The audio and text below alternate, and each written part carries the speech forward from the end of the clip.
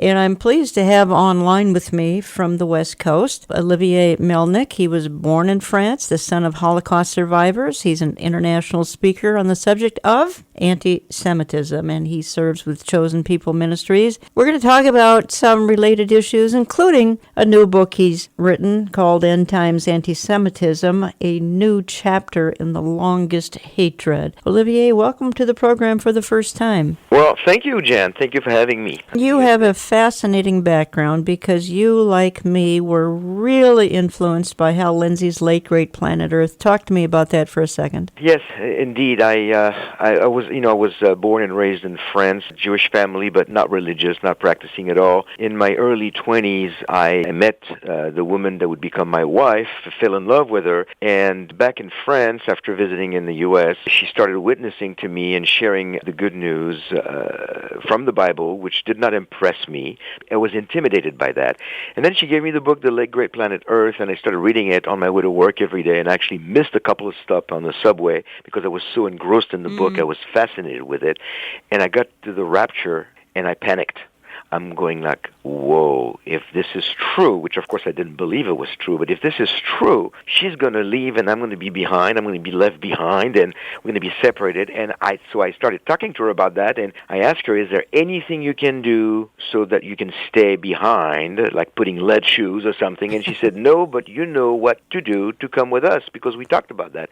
And that's when I prayed to invite Yeshua, or Jesus, in my heart. That was summer, July of 1983. Wonderful story, and that book impacted me as well. It kind of stabilized me, and then I went to Israel for the first time at the same time, so I had a double impact there. Now, your mother actually survived the Holocaust, actually thanks to a farmer who shared their one-room home with her, and in fact, then she pretended to be a good Catholic, which is how she survived the Holocaust. You lost a grandparent in the Holocaust, so you've got some history here going back to the Holocaust, and you certainly know about anti-Semitism, and you wrote this newest book, End Times Antisemitism, a new chapter in the longest hatred, and you say, because I want to warn people about what is coming. What do you think is coming? If any good student of the Bible, it won't take him very long to see that Israel is in the crosshair. I mean, for many, many years. In biblical days, and of course the modern state of Israel, who's pointing, at Israel is Satan, the ultimate enemy, because he hates everything that God loves and loves everything that God hates. So he's going to go after Israel, and the Jewish people, of course, and I think what we're seeing right now is, anti-Semitism has been ongoing since the very first Jewish people. We can track it to the biblical days. But I see we're seeing a rebirth or a morphing of anti-Semitism over the years. And in the last few years, I've noticed what I've coined eschatological anti-Semitism or end times anti-Semitism, a very irrational new trend or new breed of anti-Semitism that I've been tracking for the last 5 years, which led me to do the research and write my new book. You say this, and I think this is really profound, and I kind of want to build on it just a little bit. You write, rather, the prince of this age is about to be deposed by the King of Kings, the Prince of Peace. But Satan's approach in his last moments of fame is that if indeed he goes down, and he is going to go down, he will double his efforts to take Israel and the Jews with him in a final effort to spit in God's face. The God of the Bible unconditionally loves Israel and the Jewish people to the point of promising great blessings to those who will bless Israel and curses to those who will curse Israel, as seen in Genesis 12:3. Now, Olivier, that should be read from every church pulpit in the Western world, what I just read there, and that's from your book here, because a lot of the opposite sentiment is coming through the pulpits of the Western church today. Right, that is true. Well, we need to understand, going back to what the enemy, to what Satan is doing. A lot of people within the church today do not realize that not only God is not finished with Israel, but God has a plan to use Israel until the very end of times. And it's actually not until the Jewish people are back in the land and they finally realize that they missed the Messiah when he first came, and they all corporately say, Baruch haba b'Shem Adonai, blessed is he who comes in the name of the Lord, that Yeshua, Jesus, actually returns. Now, we're not talking about a rapture here, we're talking about the second coming. And at that time, Satan is out of a job, and he does not like his retirement plan. So he's going to do everything he can to stop that from happening. He knows he's defeated, but he's going to go at it, like I said, double his effort as much as he can. And most people in the church don't realize that. They don't really study prophecy, so they don't see the importance of Israel up to the very end of God's program. And of course, the blessing and cursing is icing on the cake, but it's also very true from Genesis 12:3 that there is a history of God really taking seriously those who bless and those who curse. We can even talk about that. But since that's a biblical command, or strong suggestion there in Genesis 12:3, why do you suppose the pulpits are so silent about this topic? For a long time now, I've been speaking in churches for over 20 years. I regularly get invited, and it's fewer and fewer. But what I find is a lot of churches now are adhering to this faulty theological perspective, of view of the Bible known as supersessionism or replacement theology. And so the pastors are not going to preach the importance of Israel because they believe that they and their church have replaced Israel, and God is, because Israel, rejected Messiah, God is done with them. They completely ignore the eternal, unconditional covenant found in Genesis 12 and following chapters, the fact that God is not going to change his mind. If God changes his mind on Israel, then he's a liar. Well, he can change his mind against the Christian Absolutely. as well. Absolutely. Okay, so are you saying, I think I hear you saying, by the way, folks, you're listening to Understanding the Times Radio. I'm Jan Markell, and I have on the line from the West Coast, Olivier Melnick. He's with Chosen People Ministries. He's got a fascinating new book out, End Times Antisemitism, A New Chapter in the Longest Hatred. You have to get it online, and that's found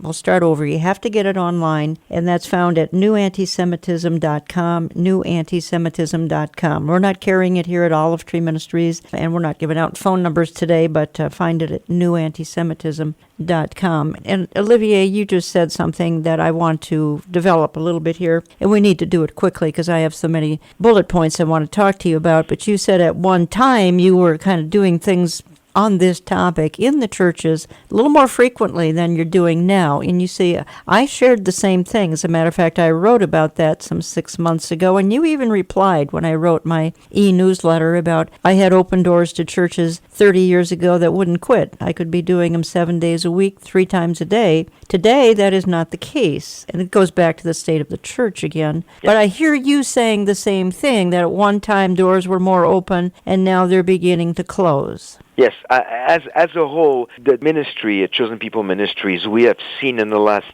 10 years, I will say, a constant decrease of interest in inviting people to speak about Israel, Jewish ministry, how to reach Jewish people with the gospel of the Messiah.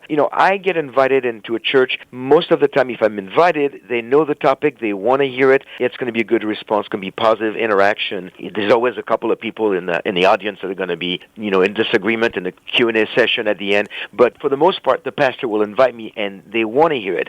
But what people don't know is that what maybe took us 10 phone calls in the past to get an invitation might take us 100 now. We get a lot of people saying, no, we're not interested, leave us alone, we don't want to have anything to do with Jewish ministries. What about the poor Palestinians? What about, and on and on. You said the magic words. What about the poor Palestinians? We could analyze until the cows come home or whoever comes home, the reasons for all of this, and there are a number of reasons for all of this, but the perceived plight of the poor Palestinians, I think, is the biggest factor here. Would I be correct? Well, you're either correct and I'm correct, or we're both wrong, because I agree with you. Yeah. But I don't think we're wrong. I think for the last 50 years, there's been a rewriting of history and Exactly. indoctrinating Yes. of the masses who do not check their facts. I often say to people, what used to be 50 years ago when people pushed the rather new political Palestinian agenda under Arafat in the mid-60s, when they started pushing that, people questioned it. People had doubts.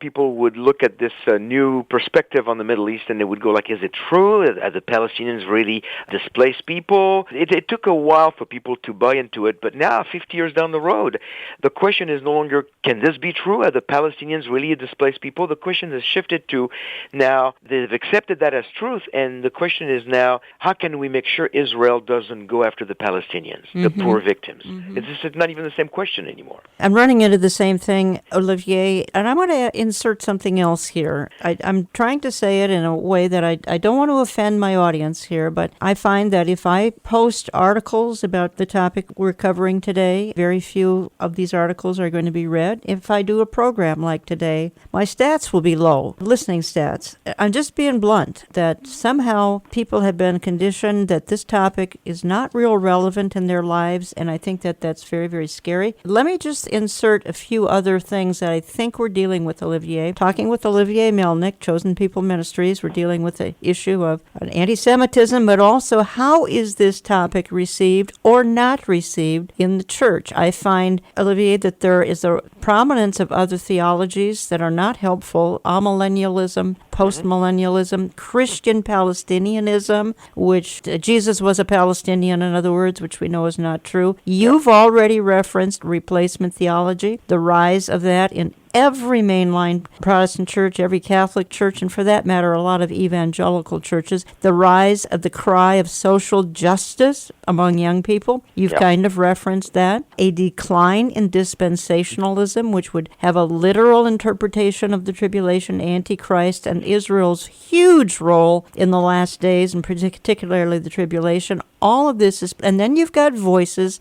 I wish I could name them all, and I'm prohibited because of some networks I air on, but I can name the voice of perhaps Lynn Hybels, who spends a good deal of her time denouncing Israel and pleading for the plight of the perceived so-called persecuted Palestinians. But Olivier, that's not true. They're not persecuted. No. As a matter of fact, I just returned from Israel. I was on an 11-day, took a group of people to Israel. And unfortunately, I had on the last day before we took our plane, I had to take one of our tour members to the hospital because she fell right in front of the Damascus gate in Jerusalem. So we went to Hadassah Hospital, and I had never been into an Israeli hospital, so it was an experience. But right there, I witnessed for the almost 5 hours I was there, a mix of Israelis, Palestinians, Muslims, Arabs, Jews, all sitting together, working together, helping each other, being taken care by doctors, orderlies that were Palestinian, doctors that were Jewish. You could not